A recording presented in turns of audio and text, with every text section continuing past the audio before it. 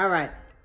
Hi, my name is Jarena. Welcome to my channel. If you're new here, welcome. If you're not new here, welcome back. So today I'm going to be doing a deep dive into Diastasis Recti. We're going to talk about what is Diastasis Recti? Do you have Diastasis Recti? What causes it? Can you heal it without surgery? And what are some things you can avoid if you have it? So first off, let's get right into it. I personally had Diastasis Recti. I had a 3-finger gap, and I've helped many other women close theirs.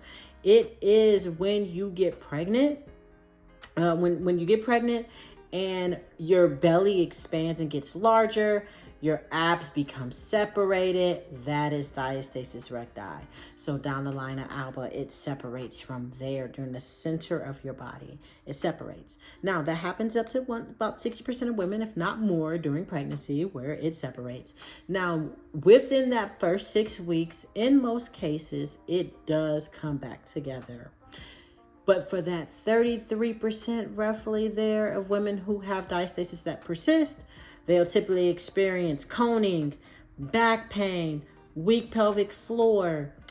And those are just a few things. They'll still look pregnant. It is a very uncomfortable position to be in, looking pregnant when you're not about 4 or 5 months pregnant. Now, that's not always the case, because it can be caused from a wide range of things like age, being overweight, subsequent pregnancies. Now, when we talk about subsequent pregnancies, let's think of like a rubber band. So you pull that rubber band, you're pulling, it's going to get weaker. So the same thing happens when you get pregnant back to back. And when we talk about age, a lot of us women are having babies after the age of 30. And so there's a lot of muscle loss that happens after the age of 30. And when you get pregnant, you can lose up to 30% of your muscle mass during pregnancy. That's why you feel a little weaker. You can't do what you used to do. Your upper body is feeling a lot weaker. You're just feeling weaker overall. So that is something that does happen, and it can even happen to men too from being overweight. Being overweight can cause diastasis, where it can cause the abs to separate. And how do you know if you have it? There are a few things. So within that first 6-week checkup, your OB or your midwife, they can go down your center of your abdomen and they can feel if you've gotten rid of, if it's gone, if you have that.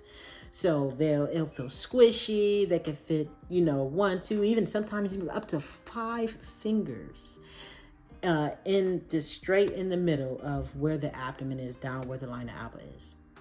You'll have coning. When you go to lift your head up, you'll see coning. You may also have back pain.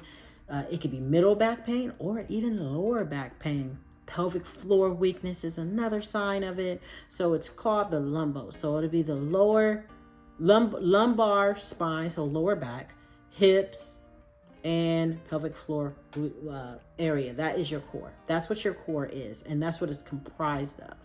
Now, when it's weaker and like your core and it's weaker and you're looking pregnant, the thing is you may be experiencing that back pain because your spine is not stabilized. And that can be the main reason why you may be experiencing pain. I personally experience pain in the middle of my back, not my lower back. I've had clients that experience lower back pain and not middle back pain. And making sure you are being mindful of your posture. So think of pressure management when it comes to your abdomen.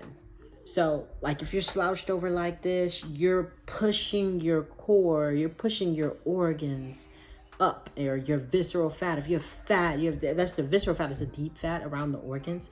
But if you just have like some fat, or your organs are just pushing it and put too much pressure on your abdominals, it can make matters worse. So some things that you could avoid doing is poor posture, planks on hands and toes. That is terrible. It exasperates it. It can make things worse.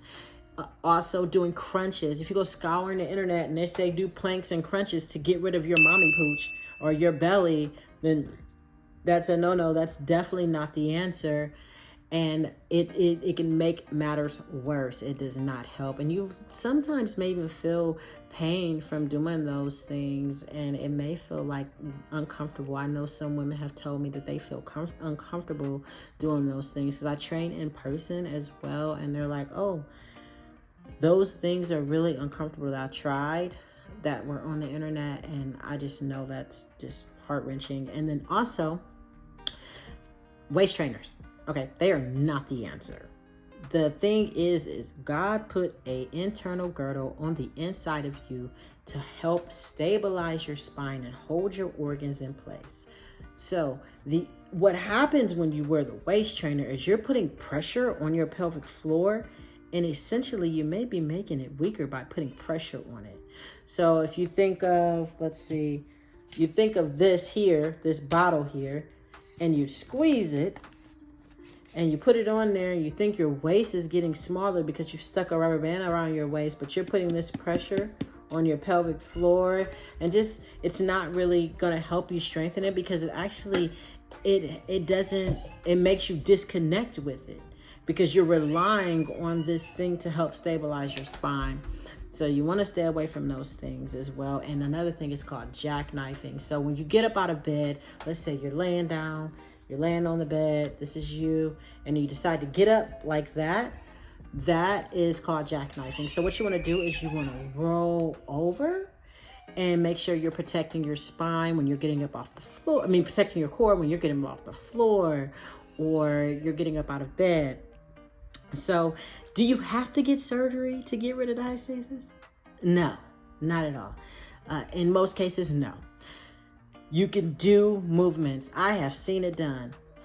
Women with 5-finger gaps, closing that gap, and also being functional and feeling confident and healthy in their bodies without getting under the knife, without going under the knife. It can absolutely be done. You just have to be consistent in your movements. There is a strategic approach. There's certain exercises you can't do. Yes, you can lift weights and exercise if you have diastasis. There are things that are specifically catered to that audience that I would say, these are good for you, these are not so good for you. So things like regular squats. If you can't get over into that position, you have diastasis. Most of the time you can't. I couldn't. You don't want to do regular squats, lunges, things heavy weight, putting squats, bar on your back. Not really quite ready for that after a baby, especially if you have diastasis. And how to get rid of it is working your deep core muscles. You work those deep core muscles, and when I say deep core muscles, we're talking about the internal girdle. So you're laying on your back, you're doing dead bugs, heel slides, leg drops, side planks, clamshells, and breathing is the number one thing. Making sure you are able to breathe. So the first thing that I always do is I check to see if someone can breathe. Breathing, that is the number one thing. It has so many benefits when it comes to breathing. It helps lower your stress levels, helps lower the anxiety. I know sometimes being a new mama, it can be very stressful. So you bring your shoulders down, take a deep breath. So you put a hand on the chest, put a hand on the abdomen, and you take a deep breath. So when you take a deep breath, the goal will be not to lift that top hand as much. You'll do as little as movement as possible. You fill up your belly like a balloon, and you blow out through the mouth. So you do 5 seconds in and 5 seconds out. You'll blow out through the mouth, and that will help you reconnect with your transverse abdominis, which is really a deep core muscle that's super important for you to become reconnected with, because sometimes you become disconnected with it because the baby has crowded that area and all your organs and stuff have been pushed around from taking up the space. So that's all that I have for tonight. Just go ahead and subscribe, like, comment down below. I would love to connect with you all and answer any questions that you may have, and I will link the video below on how to check for your diastasis. All right, have a good one.